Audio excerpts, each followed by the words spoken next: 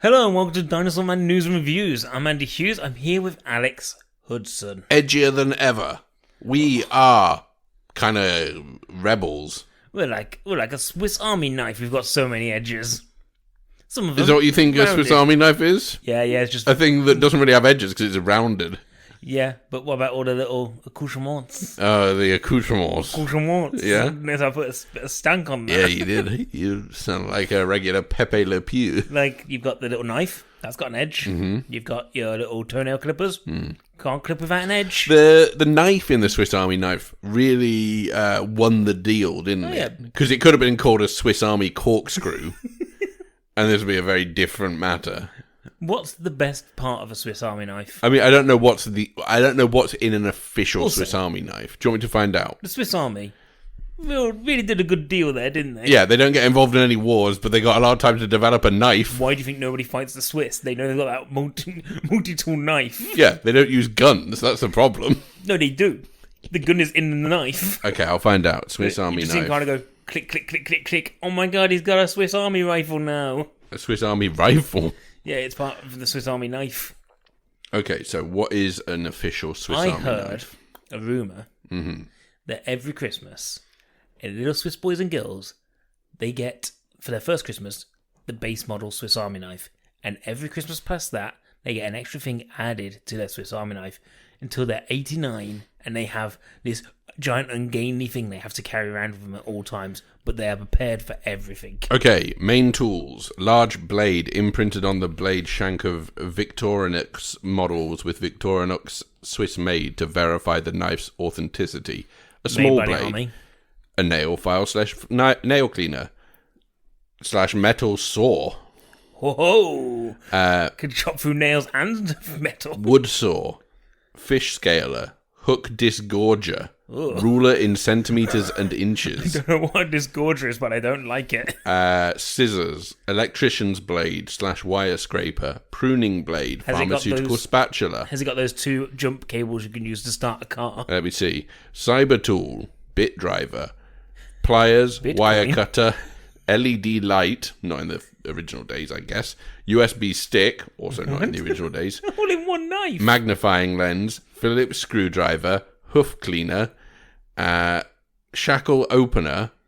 Can opener bigger. And combination tool containing cap opener, can opener, 5mm slotted screwdriver, wire stripper. There are 3 types of can opener on that. Okay, we started this being like, oh yeah, the Swiss Army knife has everything, but how is all that in one knife? Sorry, I meant to say can opener, cap opener. Not. You said can opener, then bigger can opener. I meant to say cap opener, which is a bigger cap. What? How does all that fit in one knife? Well, it's like a big fat boy, isn't it? Have you got a picture? Yeah. That's a Swiss Army knife. They're not messing around. Oh boy, it looks like a robot from Robot Wars. It's actually a house robot. It could have been. It's circular lot. It's like, oh no, there's Chaos 2. It's having its wires stripped. Its can has been opened. Oh no, he's got the USB stick out. He's downloading viruses. Oh my god. He downloaded the Millennium Bug into dead metal. That's right, he turned on the other house robots. Refbot! He's going for Refbot! Leave him alone. He hasn't got a weapon! He's only got got a his wife. whistle! Mrs. Refbot's on the side just like, oh, the agony. This is a dense podcast to listen to, isn't it? You have to have a working knowledge of Robot Wars. Like, surely everyone's seen Robot Wars. Not everyone. We've got an international audience. Guys. Okay, do you think that they broadcast Robot Wars in... Where's the most random place we've had a listen? I don't know. Micronesia. Micronesia. No. But do you think that they ever broadcast it I there? hope so. Otherwise, the people in Micronesia are missing out. I don't know if Madagascar has ever had Robot Wars broadcast there. And if they did, was it like a different syndicated version of it and not Craig Charles? It was like a school warning program. It's like, do not build robots in your house or this will happen. Here's the thing, right? I was off board as soon as Dara O'Brien was on board. Well, Craig Charles was the hero of Robot Wars. I think I think kind of Dead Metal was the hero. Or Sergeant Bash, the coolest. Well, yeah. Because he was a military man, and I respect that. Well, whenever Dead Metal... I honour my veterans. Whenever Dead Metal asked for a pay rise, they never said no. Because he's just like chopping the desk in half. And it's like, okay, give it to him. So why do you think that Craig Charles was the hero of Robot Wars? Because I think it was Philippa Forrester. Just, he's the voice I remember of Robot Wars. Him and who's the commentator? Simon Brotherton? Potentially. I think it's one of the football commentators, isn't it? Yeah, because every time he does Match of the Day, you always want him to say, "And Hypnodisc has arrived on the scene," and puts it in the top corner. Guys, if you are there like, what the hell are they talking about with Robot Wars? End this podcast. Somebody has to one day. And go on YouTube and search Jonathan Robot something, Wars. isn't it? Jonathan Pierce? Jonathan Pierce, I think you're right. Yeah, YouTube Robot Wars, and just watch some of the greatest of British television.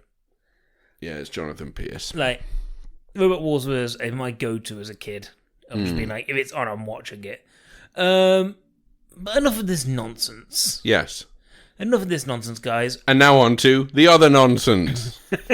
The episode. Welcome back, all those people who have just put the podcast on pause and watched every episode of Robot Wars. And welcome back to the people who skip the first 5 minutes of the podcast every week because they know it's going to be that. Do you think some people do? I think there are people, like with Mark Maron, I think there are people who skip the first half hour of every podcast. Well, we talk about our cats and, how depressed / enjoying life we are, and then noodle on our guitars for a little bit. Should I get my guitar? No. Oh. If we add music to this, then that truly makes us possibly the worst podcast that ever existed. Because at the moment, we're most of the things that's wrong with podcasting, except we haven't got a guitar and no musical talent. I don't want to know about the bands you weren't allowed to join because you weren't skilled enough on the D chord. Welcome to the podcast there, guys. The only podcast that talks news and reviews. Specifically movie and TV news and reviews. But also current affairs. Coronavirus vaccine is incoming. Thank you, Dolly Downloading.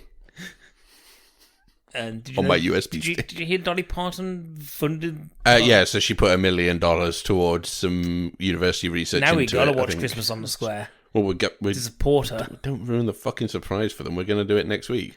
Everyone. I think actually it's going to be the week after. This week. Because I think next week's going to be the other one we've got. Okay. Because it's less work. I'm tired, Well, what are we reviewing this week? The nights are drawing in. Let's not forget that. Oh no, they're nearly here. I can hear their horses. It's those kind of nights. So, to review this week, we're going to talk about... We watched all of Dash and Lily last night.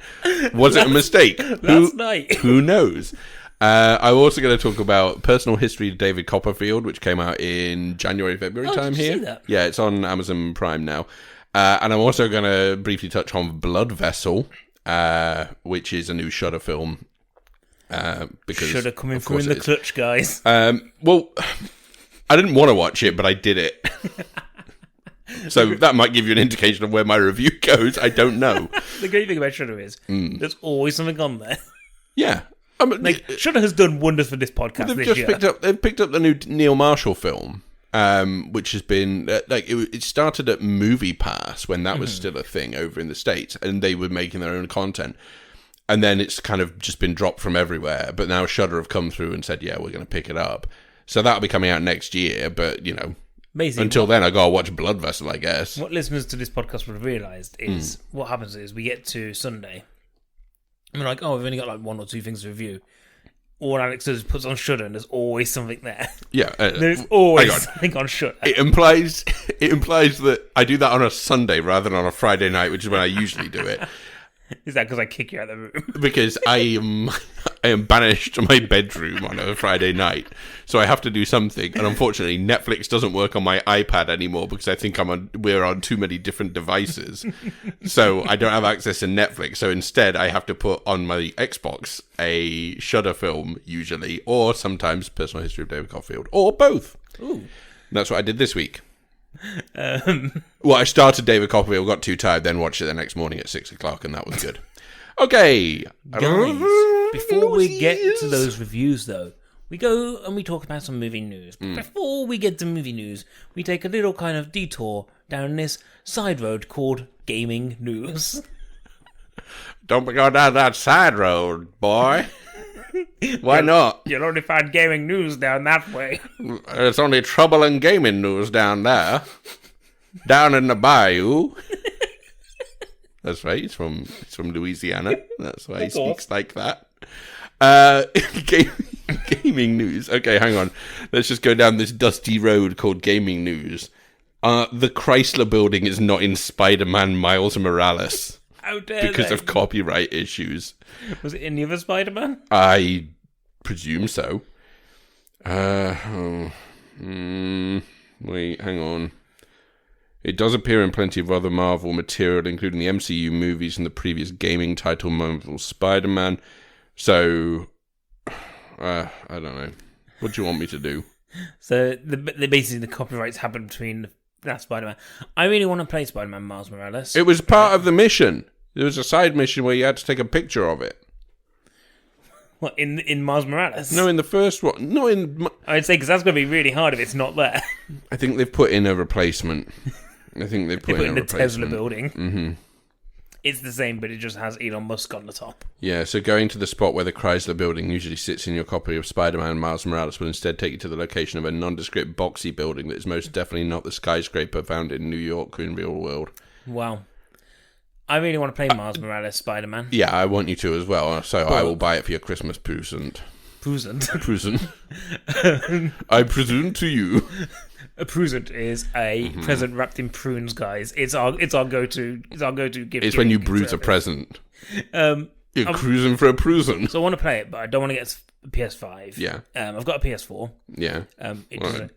Like I say that. Serious big dick energy coming from you right now. You'd never assume. I've got a PS4. Wow. If you ever visit a house, you'd never assume so because it never turns on. Yeah. Hang on. Not the fact that it doesn't turn on. I think it's. Well, I can see the Xbox One there. Hang on. There's a pile of dust next to it. Let me just see. Like the tones, yes. Like the tones in Sony. an adventure film. You play it off and you're like, that's where the Holy Grail is. You wipe it clean and then you hear like an ancient sound. Like Ebenezer Scrooge finding out the gravestone is his. Exactly. The ancient sound you hear is the receipt unraveling for your purchase of it 3 years ago. I don't know. I got it basically to play Spider-Man. And You I did? completed Spider-Man and I played Uncharted and I think that's all I've ever done on it. But I want to play Miles Morales, but apparently, and I need to find this out properly, because everyone's reviewing it and they're reviewing it as a PS5 game, some people are saying it runs slow on the PS4. It doesn't seem to because it's built for a PS5. Yeah. And I'm worried that if I buy it on the PS4, will I not enjoy it as much because it's not doing it to its best thing. So if anyone has got PS4 version of Spider-Man Miles Morales and it works really well, please tell me so that I can then get it for Christmas or something. I don't know. I know what you're I ain't thinking. buying a PS5. Your big thing is, though, you're not going to buy it as long as those in-ear headphones aren't purchasable in the game. Those adverts are telling me that it's not purchasable in game. That's a shame, man. I think you should buy them from a bodega in Spider-Man. The other thing is, gaming-wise, is I played some more horny game. Okay. Yakuza. Stop putting missions in your games where it becomes basically a light gun game. Okay. Because it's real bad sections of your game. I don't like them. Okay. I like the rest of it. Yeah. I think I've almost completed it, by the way. Yeah, I thought that as well. Not everything, because I can't bother to do it all. But And then you'll move on to the next horny game. well, then I've got Yakuza 2 to play, but I think I'm going to play Celeste at some point. Because I downloaded it weeks ago. I never played it. Okay. That is gaming news. Hold on. Game over. Continue. Flash. Hey, little spoiler for later on. Flash. Game over. Because, of Jigsaw was in a series Oh. we watched. Yes? Movie news. What Okay. you got for me? The movie news is Dark Universe related. Channing Tatum is starring in a Phil Lord and Chris Miller monster comedy. So we know that A, Phil Lord and Chris Miller will not be attached by the time this comes out. Uh-huh. And B, it will probably not be a comedy and Channing Tatum will probably not be attached as well. Yeah. So the Untitled monster comedy is described as a modern-day tongue-in-cheek thriller inspired by Universal's classic monster legacy, produced by the Lord and Miller team as well. Was the TV show maybe also directed The Munsters, where like Frankenstein was the dad? So there's the Munsters, there's Dark Shadows, there is the Addams Family, as we know. There's a lot of that stuff, but this harkens back to the Abbott and Costello Meet Frankenstein and things like that. But the actual Channing and Tatum. So Channing Tatum, presumably, I don't know. I think I called him Channing and Tatum then. You did. So it says here, honestly, The Invisible Man was great. It was, yeah. And we could use more monster movies. Debatable. Of course. Only if they're good. And a monster comedy, especially one starring Tatum, sounds like a blast. Does it?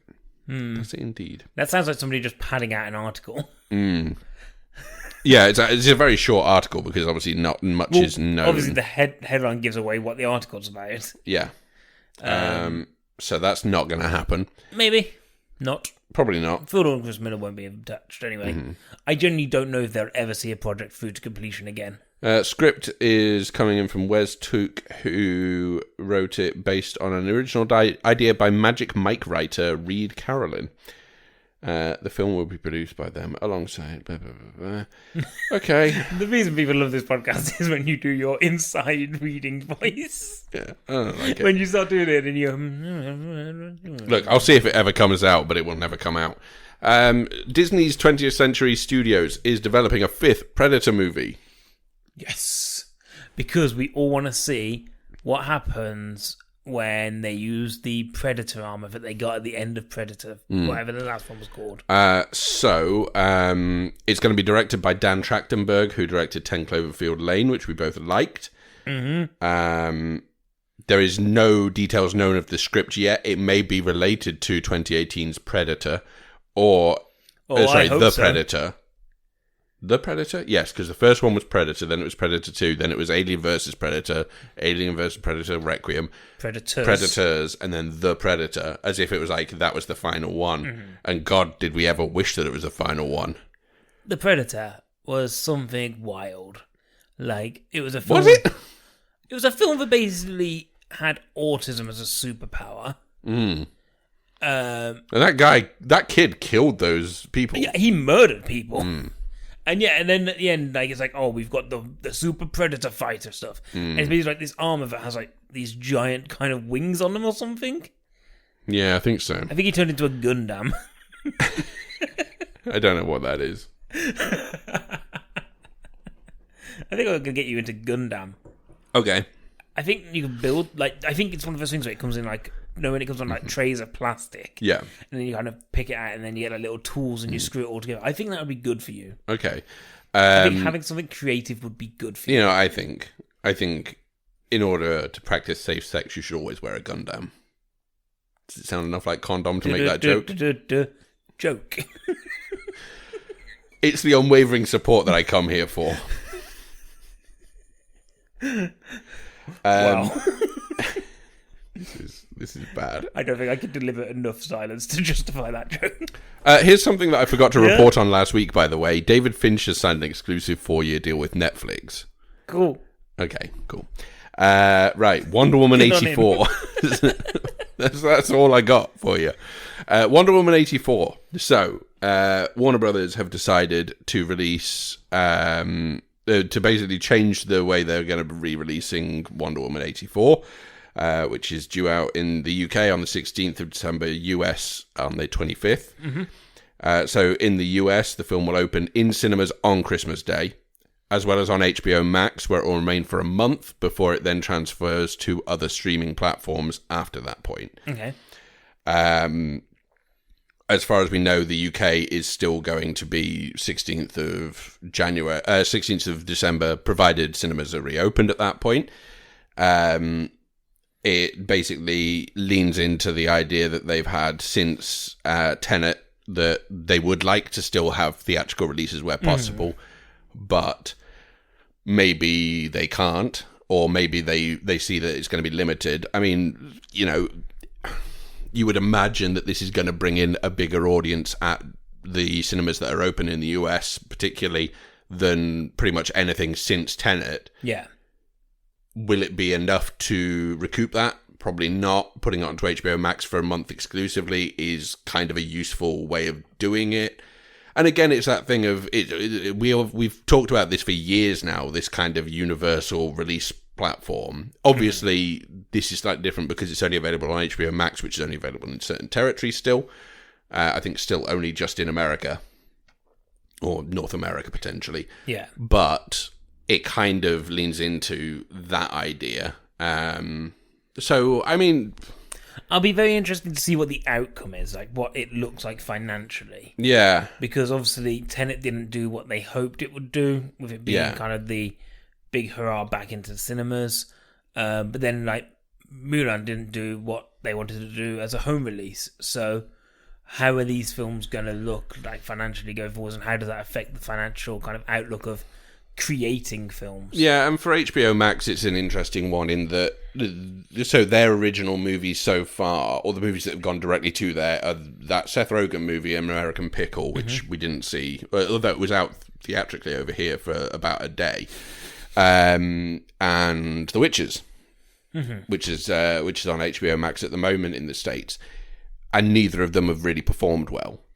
So it's kind of an interesting thing that this is a guaranteed property. This is something that people will want to watch. So you may get people signing up for HBO Max just for Wonder Woman 84, in the same way that people signed up for, Disney Plus just for The Mandalorian, or will sign up just for Soul, or signed up just for Mulan and then paid the extra $20. But if they're holding out to December, they're about to get that Mulan for free. Oh, I thought it was free now. Oh, is it? I couldn't remember if they've already done it, but you might be right. It might be December.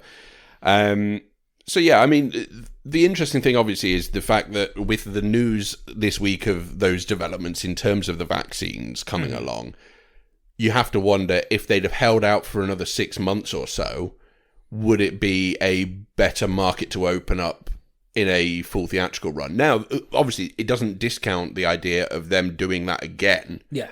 And opening it now, we talked before, and then re-releasing, like they probably will with Tenet, because I think there's going to be people who will watch Tenet when it comes to streaming and download and buying, digital purchase in December. But there's still going to be people who watch it that way and then go, oh, I'd much rather see this on a big screen, so if I get the opportunity to do so, I will. Yeah. The only other thing you can think is it's going to be such a crowded marketplace when things return to some degree of new normalcy. How are you going to be able to, guarantee that you're going to get that market to yourself now? Because everything being pushed back just means that next year's schedule is just jam-packed with stuff. Because if you think about the amount of stuff we've reported on since March that's been pushed back for a year or 2 years or 16, 18 months, it's going to all have to come out. Yeah. Unless they just shelve some of the projects and say, we'll put these ones out on digital instead. And then say, we'll reprioritize putting Wonder Woman 84 back out in cinemas on a wider scale if we think we can. Yeah. So yeah, we'll see. We shall see. So that's that. I mean, it's not going to do the business that the first one did. And that's not at all. That's a shame, probably. It might be good. Who knows? Anyway. Who knows? Wonder Woman 1 might be good, but we're not allowed to go back and visit it because... Yeah, what if it's not? Because Mark, ex-co-host of the podcast, put it in our heads that maybe it's a bad film. Yeah, I'm never going to be brave enough to go back and find out because... We constantly said how good it was. And he said once in a long-winded rant how bad it was. And now we cannot believe ourselves. It might be good. So never trust us, guys. Ever. Stranger Things 4. They've just announced a bunch of new people have joined the cast for Stranger Things 4, including Robert Englund from A Nightmare on Elm Street. As Freddy Krueger. Yes, Victor Creel, a.k.a. Freddy Krueger, a disturbed and intimidating man who is imprisoned in a psychiatric hospital for a gruesome murder in the 1950s. We all know what that means, guys. That's probably Frederick Krueger. Yep. A couple of Game of Thronesy people have joined, I think. Okay, guys, just to be honest, it isn't Freddy Krueger. I don't want people going away with the wrong information. I mean, do what you want. Do your own research. What Game of Thrones people? Do you know? Jaqen Hagar on Game of Thrones. JAQENH-GHAR. Do you know that guy? Jack and a Hot. Is it the guy who? I don't know what I'm asking you. You wouldn't know. It might be the guy who saved Aya, the hitman, man of many faces guy. It is long hair. Yeah. Yeah. It's Game of Thrones. Say long hair, and you've basically covered half the cast. Yeah, but it is him because I remember him. Is an assumed identity of one of the faceless men of Bravos. Yes. The TV channel Bravo really did almost well out of that deal. So he will be playing Dmitri, a Russian prison guard who befriends Hopper. Yeah, because he's in Russia now, isn't he? He's smart, cunning, and charming, but can he be trusted? Remember how, like, one of the most emotional moments of season 3 is when Hopper died. And now we're not going to have that. Retcon. Well, they retconned it at the end of the episode, didn't they? Yeah, they retconned at the end of the episode. You interrupted my sex bomb joke. So, go again. And you can revive Hopper just when you need to come along. You hadn't thought out the entire joke. No, I didn't. You needed me to end it. No, what should happen in this podcast is you should have the faith in me. Trust in me and you'll see that I'm really, really good at songing. No? The problem is when I trust in I'm burning up right now. I'm red as a tomato. You make them, the shame glaze. You make them Gundam jokes and don't know if I can trust this anymore. Opa Gundam style. Yes? Is there more news? There's more news, yeah, sure. By the way, one of the new characters is a Russian smuggler who has a weakness for peanut butter. Oh, you've got a role? What else has happened? Well, radio silence. Well, I don't know. You've got it in front of you. I think you're asking me. I have not a clue. It's on WhatsApp, but you make me put my phone on airplane mode because it's noisy. Black Panther. Oh dear. Black Panther 2 is starting filming in July 2021 and is due to have a shoot that's going to last at least 6 months, according to reports, which is a hell of a long shoot. Mm-hmm.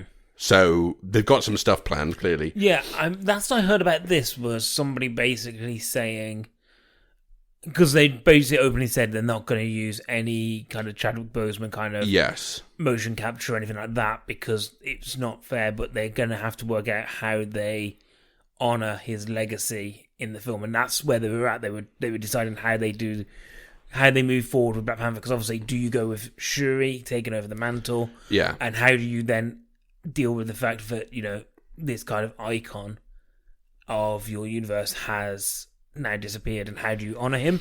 Yeah. I'm really interested to know what they do with this, because I think it is such an important property, and Chadwick Boseman does have this kind of massive space in it. Yeah. Of where do you go? Yeah, so you're right, yeah, there's been rumblings that Letitia Wright Shuri is going to take a much larger role in the story, but doesn't really address how that's going to work around however they write T'Challa out of the series. But we'll see. But yeah, it's like a 6 month plus shoot, which is a long shoot. That is long, yeah. The first one was a 4 month shoot, so this is, you know, even longer. But it means that they're trying to push ahead with it, because this is one of the ones that doesn't yet have a confirmed release date, as far as I remember. And particularly after COVID hit, I think if it did, it was then put to a TBC. But I think that means we should be looking towards latter stage of 2022, probably. Maybe 2023, and early I think period. This is a really important property for them, so they want to do it right. And obviously, with it being Black History Month in February in the States, that's why they released the first one in February 2018. And I think they may well aim for that in 2023, potentially. Yeah. But it's it's a 5-year gap in between the movies as well, which is, I think, one of the longer ones you've had. And it's been weird, isn't it? Like, it's a year where they haven't had any Marvel movies. Yeah. For the first time in a long time. Which I suppose after where they left it, I mean, I appreciate they left it with Spider-Man Far From Home rather than with Endgame. Yeah. But it kind of felt like a natural breathing point. So actually, maybe this was... Because the only thing that was scheduled in for this year... Oh, two things weren't they? Because the Eternals, or just Eternals now, was scheduled in for around now. Mm-hmm. And Black Widow should have come out... I was going to say Black Scarlet. Scarlet Widow. Scarlet Witch. Johansson. Scarlett Johansson is in it, that's why. Yeah, because that was supposed to be coming out in March, April time. And now that's going to be next year, next April. Yeah, yes. Everything got just kind of shoved back. Yeah, and it's almost that thing of just going, was a breathing space needed? Maybe.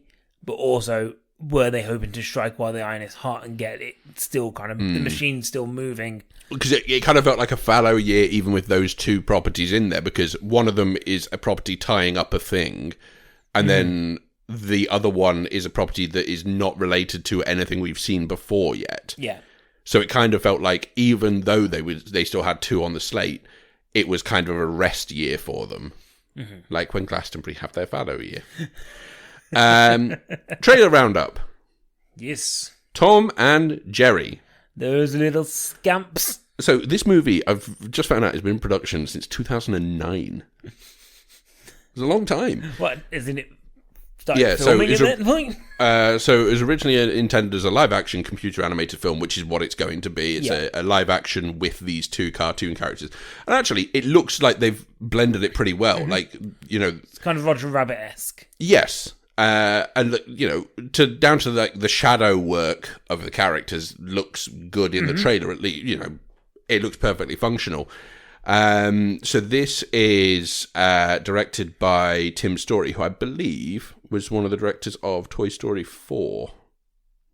Family Business, clearly. I never saw Toy Story 4. Am I right or am I wrong? I think I might be wrong. Who am I thinking of? I don't know. Okay, anyway. But yeah, it's Tom and Jerry doing Tom and Jerry in a hotel getting up to hijinks. And it's got Chloe Grace Moretz in it. It's got Ken Jeong. Mm-hmm. It's got Michael Pena. Rob Delaney. Michael Pena. Colin Jost. Cool. Yes, so Manhattan, New York City, where Jerry has taken up residence in the city's largest, exquisite and finest hotel, causing all sorts of trouble while the staff is preparing for the wedding of the century. I did like... That's right, it's Kim Kardashian and who's the biggest... Kanye West, I guess. Yeah. They get remarried. Okay. They renew their vows. I liked moments in this. Like, I thought it's very kind of that cartoony humour. Mm-hmm. And, I think Tom and Jerry have this huge fan base. Sure. My nephew loves them. Like, I know adults who love it. Like, who still go back and watch episodes of Tom and Jerry. Mm-hmm. And they have this kind of thing. I think it's because it's kind of like timeless comedy. It's, it's kind of universal. It's a bit like Mr. Bean in a way. Yeah. Mr. Bean was like really popular because it's comedy that doesn't need language. Yes. And Tom and Jerry is much the same. Where it's you can just watch and you don't have to understand kind of like, there's no kind of puns or anything like that. It is just kind of all visual. Yeah. It could be good. Like, it could be. I don't know. I think the trailer gives a lot away. Yeah. To watch it again today. I don't know how much of this is going to revolve around the plot.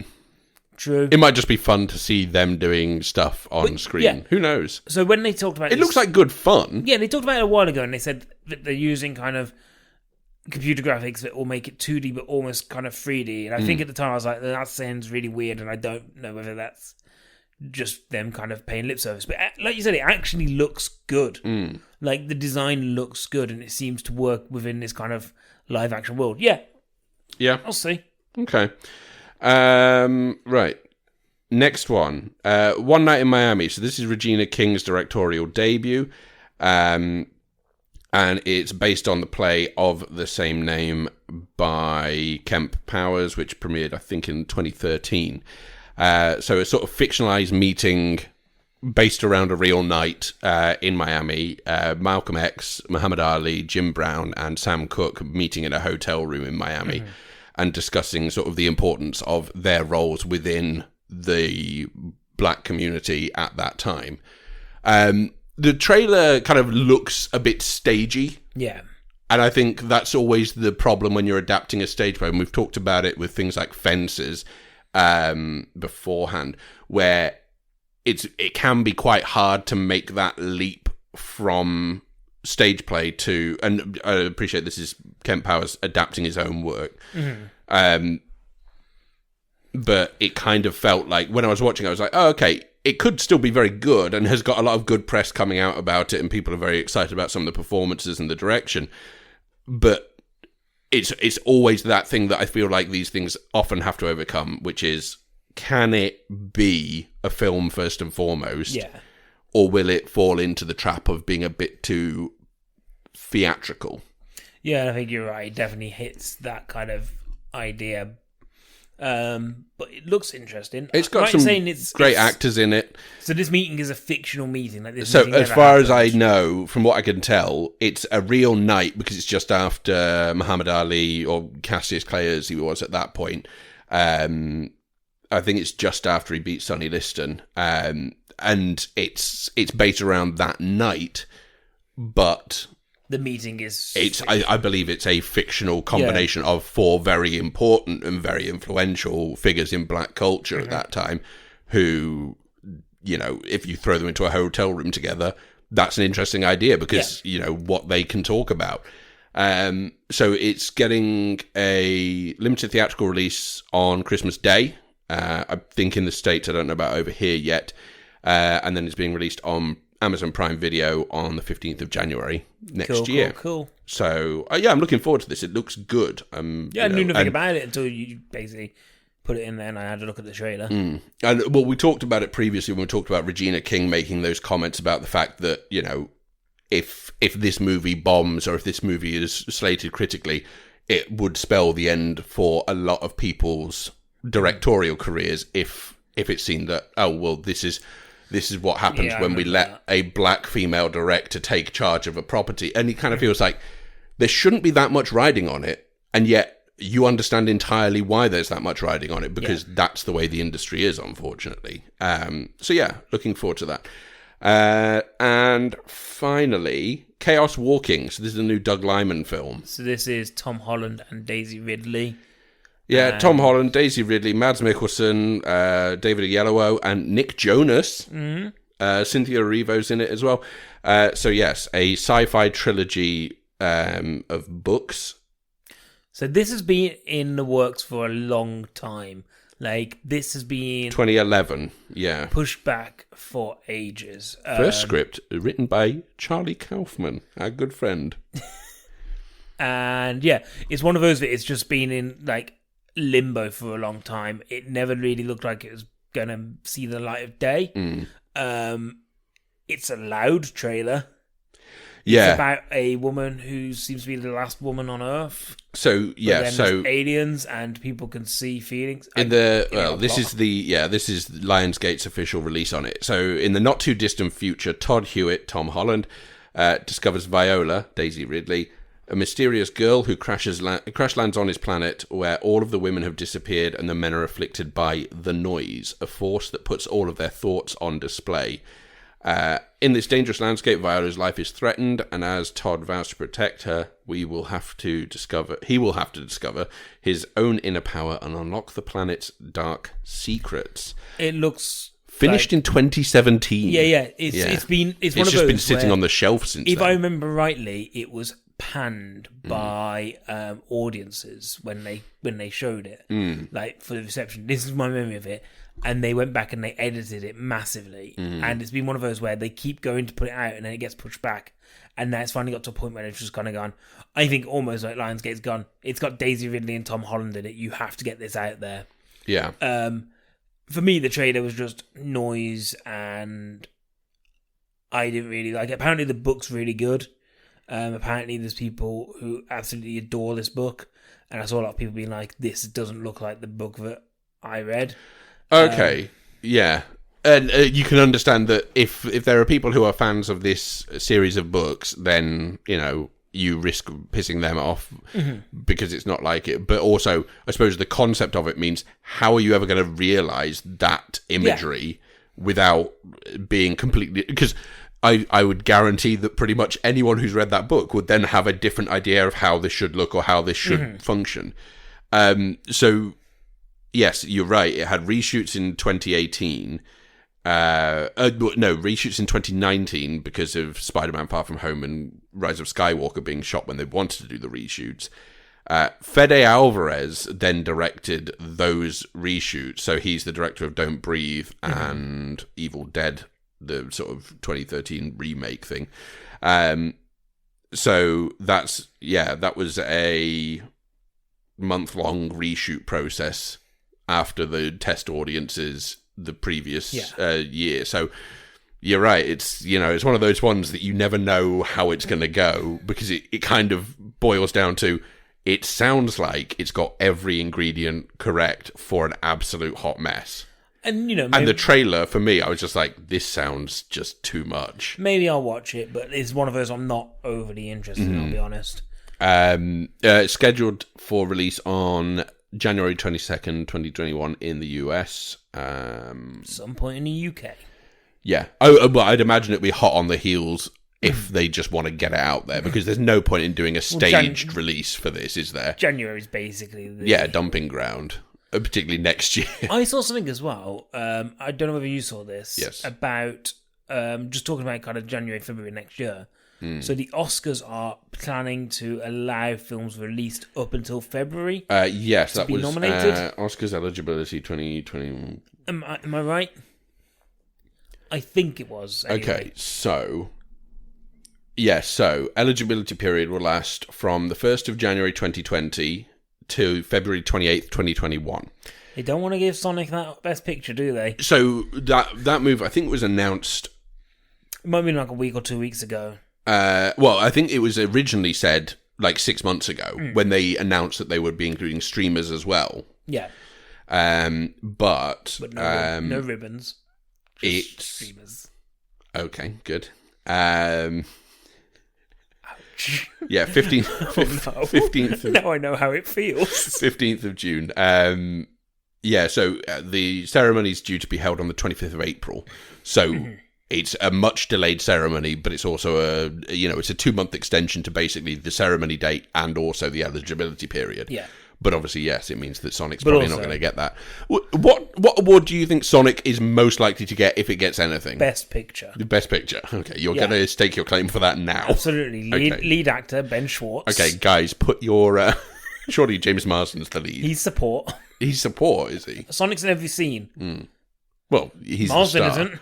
Hang on, Sonic's in every scene? Pretty much. I was going to say, because even in the eggplant, what's his name? Eggman scenes. Yeah, he's just in the background, just zipping about.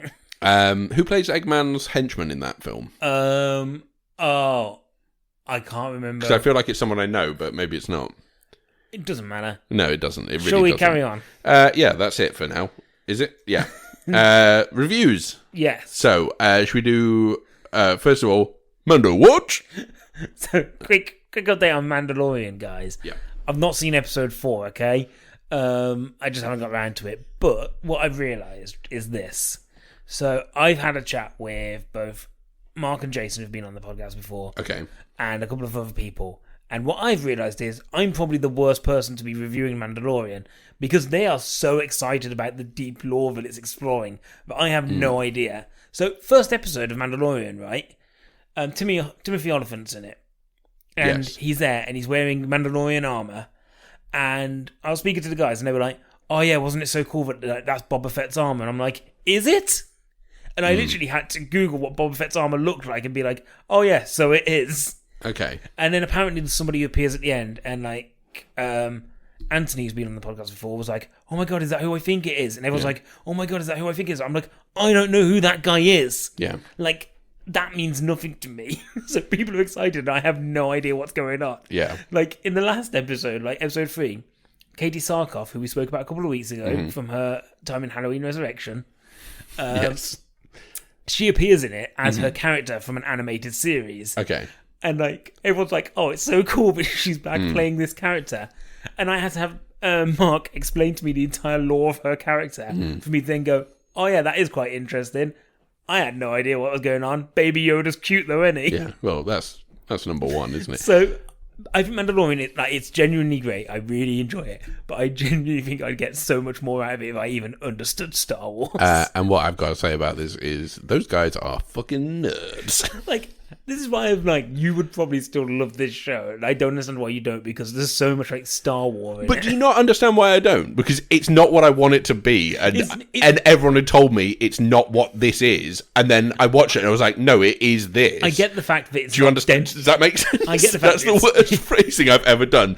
It's not what this is, and then it is this. I understand it's not Deadwood in space, which is what you want. Well, kind of, but also no, because Deadwood's got too much of a carried narrative. Timothy Olyphant is in this series, I know that, so that's fun. Is Ian McShane in it yet? Not yet. Okay. John Hawkes? Don't know who that is. Is he a hawk? Do you remember the dad from 3 Billboards Outside Ebbing, Missouri? No.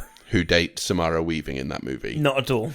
Okay, what else has John Hawkes been in that I can reference for you? Deadwood, 3 series of that. Oh, of course. But yeah, I'll watch... Next week I'll do 4 and 5 anyway. Yeah. It's just, I just didn't get chat. Maybe I'll watch all of it again. Guys, we ended up watching all of Dash and Lily last night, so that's what my time was. No one told us we had to, but we did it. Should we do I Don't Want Your Future? Yes. I Don't Want Your Future. Jack Sparrow. I watched New Mutants this week. Yes. It's pretty poor. It's not poor. It's fine. I said it was fine, and I think it is. I don't think it's poor. I think it's fine. But I've said to you, the problem with New Mutants... So New Mutants, for those who aren't aware, it was the last kind of movie that Fox had made in the kind of X-Men universe. Mm-hmm. And it's about a lot of young kids who exhibit superhero powers and are there to learn and train about their powers in this kind of school, but it's actually a prison because it's basically like a psychiatric ward, and it's supposed to be a horror-themed superhero movie. The problem with it is it just doesn't commit. At any point in that film, it has ideas, and there are moments that I like, and kind of ideas that I think could work, but it never commits to any of them. So when the scary stuff does happen, it doesn't do it to a point where you're like, this is scary. And then it just boils down to kind of a loud kind of wham bam thank you ma'am finale that doesn't really fit with what I think the film was going for. And like you said, I think you said in your review, like there's character relationships that come out of nowhere where you can understand where they've come from, but at the same time are a bit sudden. Yeah. And then there's characterizations that don't seem to work, and I think it is because that film got messed with a lot. Yeah, I think if the director had been allowed to make the film he wanted to make from the beginning... It could have been really interesting. It probably would have been the film I wanted it to be, but... The problem, of course, is at that point Fox was still messing with it because they wanted it to still fit within their idea of what that universe was going to be. I think there's a film in there that could have been really interesting, and this is not it. No. I think it's a wouldn't recommend for me because I don't think I don't think that people will be missing out if they don't see this.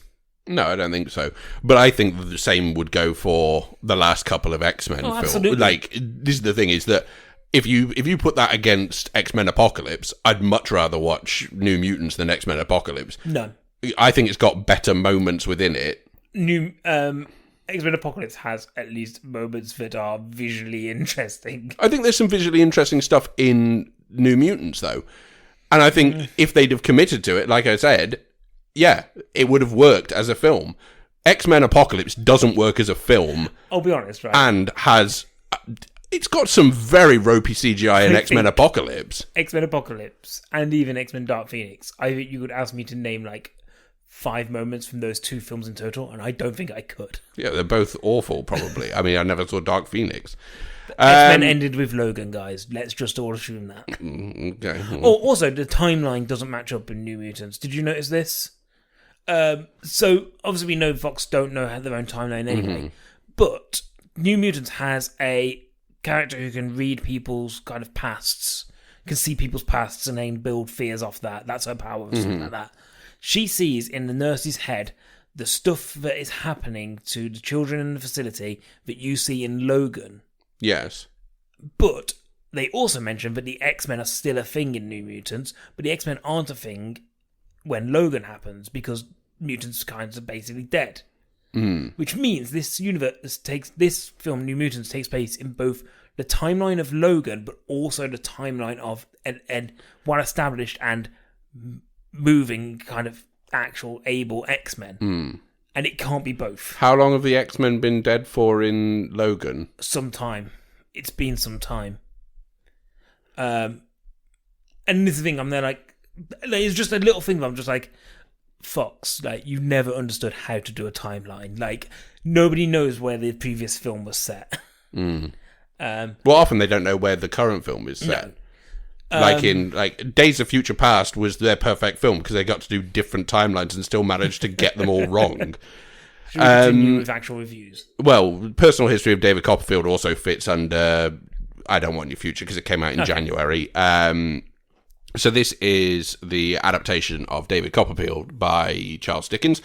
This adaptation is brought to us by Armando Iannucci, co-written by Simon Blackwell, and was sort of praised at the time for being brilliantly colourblind in its casting of a Dickens novel, in that you have Dev Patel in your lead role here, who is not who you would imagine to see in a Dickens adaptation. However, it really works. So it's the story of David Copperfield, who sort of narrates throughout this story his life history and the sort of characters he meets upon his way to becoming a mature adult.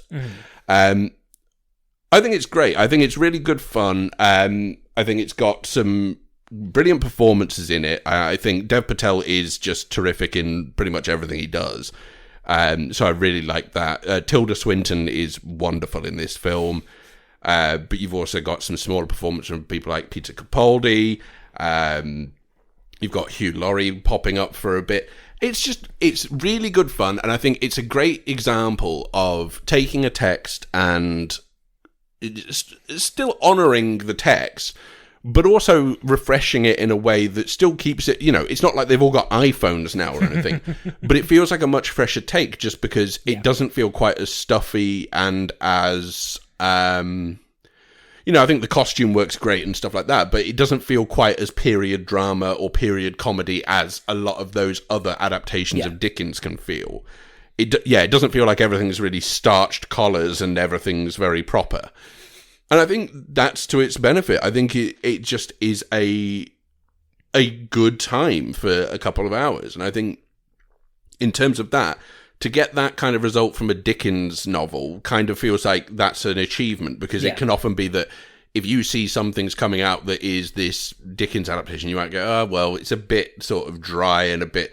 But, it's good fun, and Armando Iannucci clearly knows how to direct comedy very well. We've known that for a long time.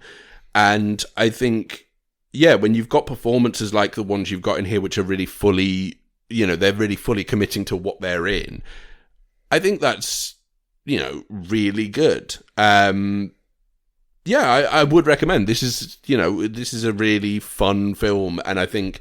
it's the kind of film that if you, particularly coming up to the Christmas period, it's available on Amazon Prime to stream now. And I would say it's the kind of film that may well get a lot of mileage around the Christmas period, because you might just put it on just because it's family friendly. Everyone can kind of watch it and get something out of it. And I think, it does the job it sets out to do, and it does it with a degree of style that I wasn't necessarily ready for. And I really enjoyed it. So, would recommend. Awesome. Blood Vessel. This is a movie that is weird and nonsense. So, Blood Vessel it's a Shudder film, I believe. I don't know. It's on Shudder. Am I allowed to say that? Yeah. Sure.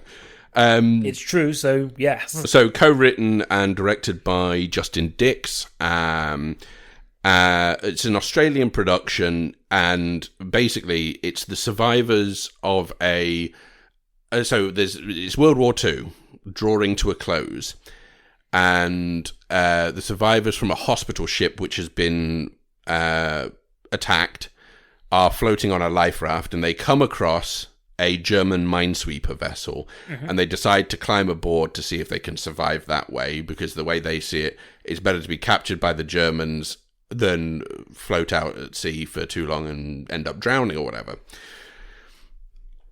But the minesweeper is full of vampires. Of course. So we should have stayed at sea. Here's the thing. It's okay. What I would say is, I would love to say that this is sort of good, fun B-movie level aesthetics, but I feel like it's kind of B-movies at its worst, which is Jerry Seinfeld, worst B-movie. No, okay, so it kind of feels like so the things that I really liked about, say, The Wretched earlier this year, or Random Acts of Violence or something like that, this doesn't really do that. It kind of feels like the performances are all very, I don't know, I don't think they're strong. I don't want to criticize it too much, because I feel like people work really hard on this movie. And this is the thing. It's difficult to say anything negative about it at the same time as wanting to say stuff that's negative about it, because I didn't enjoy it. And I think some of the performances do kind of feel like they're Amdram performances. Is it because the best horror movie set on a ship is Ghost Ship? And that's still the worst horror movie. Because of the start. And the second best one is Creatures of the Abyss. Creatures from the Abyss is a better movie than Ghost Ship. Is wonderful. And I will go to bat for Creatures from the Abyss. Look, so this film is, it's vampires on a ship. Mm-hmm. And that's kind of it. Snakes on a plane, vampires on a ship. That's basically where we're at here. There are vampires on the ship, and they need to not be on the ship, ideally. That's kind of where we are. There is so much that I want to like about the film. What are vampires doing on the ship? There's a whole load of lore about the vampire.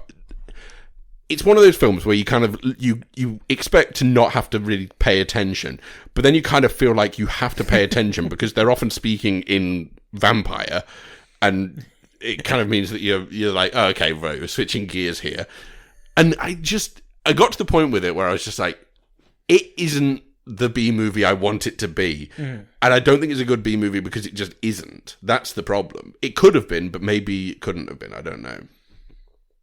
Would recommend 10 out of 10. No, would not recommend. No, I was going to say That'll Do Pig because it's doing the. No, there's better films than this out there. You've been harsher on better films. Yeah, for some reason, like this one Tenet, I was there like, That'll Do Pig. Whereas this, I'm there like, yeah, I think this is a would not recommend, but it's. People seem to like it. Some of them do. Did you make this film? No, I didn't make it. My name's not Justin Dix. I wanted to like it more than I did, honestly. Okay. Shall we talk about... I'm sorry. I just didn't want to be mean. Sometimes you've got to be. You've got to be cruel to be kind. Yeah. Justin, if you're listening, I'm sorry he was so mean about your film. I'm not going to tag this episode as being blood vessel related. Yeah, and then finally, Dash and Lily. Okay, Let's talk Dash and Lily. So we talked about this a couple of weeks ago on the podcast when the trailer came out for it, and I proclaimed at that point very boldly that I would never watch this series. I've watched all of this series in one night. So it's 8 episodes, about 20 minutes long. It's on Netflix. Definitely not just 20 minutes long. There were some that were like 26 minutes long. Yeah. Each episode is about that. It's a story of Dash and a story of Lily. 2 absolute knobheads. 17-year-old kids who start a band. Are they, though? Are they? 2 17-year-old kids played by 26 and 27-year-olds who build a bond writing in a journal that is passed from pillar to post. Yes. As they get to know about each other but don't know who each other are. And will they or won't they ever meet? And kind of that kind of young romance blossoms. Based on the novel of the same name, as far as I know. watched all of it. If you want to know what we thought of every episode, we tweeted along our feelings. So that's going to be easy for you to keep up with. Yeah, but also like there are some spoilers in there. So yeah, but also towards the end of the tweets, it becomes less about what we think of the series and more about the fact that we don't really like many of the characters left. So Dash is the worst person ever and doesn't deserve Lily. Lily is a pure soul. A little bit much. I don't think she is. I don't like her. I like Lily. No, Boomer lives. Well, he's the only one. Okay, guys, so Boomer is the friend of Dash, and he's the best person. He works in a pizza place, and he just wants to be nice. Genuine New York Italian pizza. Some great pizza. And Boomer should be our lead, and Boomer should be with Lily, because... No, he shouldn't. She's no good. I don't like Lily. Why do you hate Lily? Right. Both of them too precocious, first of all. Oh, I make my own clothes because it's the only true expression of your own self. Oh, God, get a fucking life. Oh, Lily's brother is great. But is he? He's good for bits, but not... Okay, guys. He's good in the first couple of episodes, but then he's poor. There's one episode... I don't like anyone in... I don't like this series. I'm going to tell you that There's one episode about 7 episodes in, so right near the end, where they just decide to tell us that everyone is bad. Yeah, like, every character is just a bad character, apart from Boomer, because... Boomer forever in our hearts. And yeah, it slowly starts to say these people are bad. You didn't like this? No. I think it's fine. It's nonsense. First of all, it's not Christmassy enough. I want it to be more Christmassy. It starts very Christmassy. It starts deceptively Christmassy. And the whole thing's set around the holiday period. But also, it's not about Christmas. It's about two pricks. And look, I couldn't give a shit if they end up together or not at the end. I did, because I didn't want them to end up together. I didn't think, because I think Dash is the worst person. Yeah, but I think he's closely followed by Lily. I think they're both awful. He's closely followed by School Bully. Okay, School Bully's bad as well. Right, okay, so... Did I enjoy it? No. Is it a good series? No. Am I more passionate about this than I am about most things at the moment? Yes. Why? Don't know. Maybe because I watched the whole series in one night and it was 2 a.m. by the time we finished. Guys, there was a moment where Alex got very angry about some macaroons being mislabeled. Well, there was a moment shortly after that where you decided to believe that I was personally attacking you. There was a moment where you basically called me out for not being able to read. No, that is misrepresentation of the truth. Because what I did was I told you a thing that had happened, and you said, "Oh, I don't know that movie." No, sorry, I don't know that band. And I said, "It's a book." And then you said, "I can't believe I live with such an idiot." I didn't say that. You said, "I've read all of the libraries, and you don't know books, you nerd." Okay, so here's where I stand with this. Is it a good series? No. Okay, if you stand this up to something like Love, Simon, which I think does a very similar thing, but is much better, would I recommend this comparison to that? No. This is longer than that, and it's more boring and not good and got worse characters. So I would say if there's a rating that I can invent, it's watch Love, Simon instead. I like how much play Love, Simon gets on this podcast. Like it's just when we go back to and just be like, it's great. And I'll be interested to see if the Love, Simon TV series we're getting... Love, Victor. It's already out. Is it? Yeah, should we watch it? It's a lot of effort now. No. I can't watch another series about writing messages to people. Not this soon. Anyway, okay, fine. Who's this for? Probably idiot children, is what I think. I think it's like for 13-year-olds. Did you not enjoy watching it? Did we not have fun? We had some fun, but I think if I'd been watching that on my own, I wouldn't have had any fun. I would not have liked it at all. I think I only had fun because I watched it with you. I think it was fun. Hate watching Dash. I'm not going to give it the credit that you deserve, because you deserve the credit for making it watchable. Don't get too ahead of yourself. You're still an idiot for not reading books. Wow. He told me, but he didn't say it, and then he did. Yeah, I just waited 24 hours to say it. Look, it's getting late, so I don't want to say too much more about it. But you say your thoughts, because I think it's a would not recommend. I think I liked it more to begin with, and as time went on, I liked it less because I think it's a silly plot. And got less Christmassy. Despite the fact that it got closer to Christmas, it got less Christmassy. And like as you get further in, you start realizing, oh yeah, this actually the whole premise is very silly. But I did kind of find myself rooting for them to get together by the end of it. I was there just like, well, I think by that point you're its perfect audience. I'd given them 7 episodes, so by the 8th one, I was like, yeah, go on, do it then. They'd killed enough of your brain cells by that point.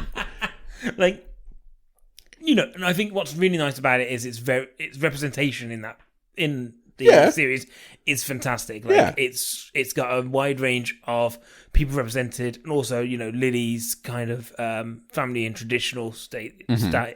That's all in there, and I think that's really nice. Yeah, there's a Jewish punk band called Hollaback Boys. But it doesn't take away the fact that the core premise is stupid, and I had to keep making mental leaps to kind of join dots. So with that being said, would recommend. Apparently, this has only told half the story as well.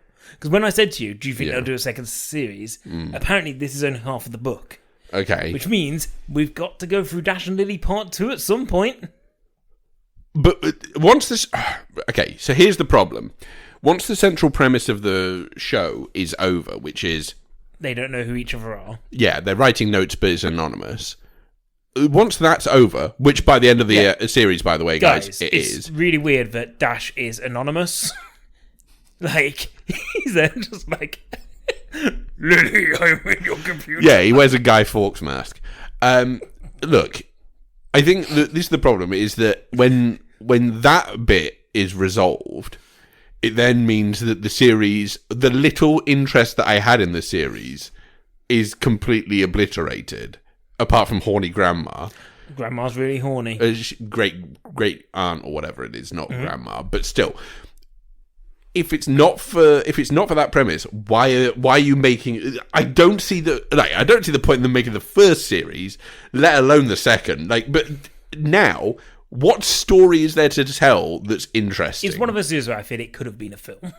Like, no, sometimes you watch a film. 100%. This should have been a Netflix film, and it should have been 80 minutes max. It's 8 episodes and it's 20 minutes a pop. Like, that's too much. We'll call it 25. Yeah, okay, fine. 25 minutes a pop. But that's even worse. Like, I think it's one of those... Sometimes you watch a movie and you're like, oh, they could have paced this out. This definitely could have been done. It's just to get the Death Note kid more work. Yeah, he loves books. He loves books. I think it's fine. Like, it's absolute... You're being very kind to it, I think. I had fun. And I don't know how much of that, I'll be honest, is watching it with you and having you insult me. Yeah.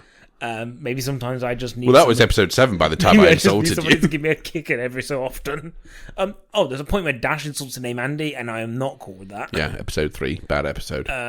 But yeah, I think it is fine. Okay. I think the soundtrack for the first 3 episodes is great. Because it's Christmas music. It just makes me now want to just listen to Christmas music, which you told me I can do next week. Yeah. You can do it from the first. Yes. Hold on, that's after next week.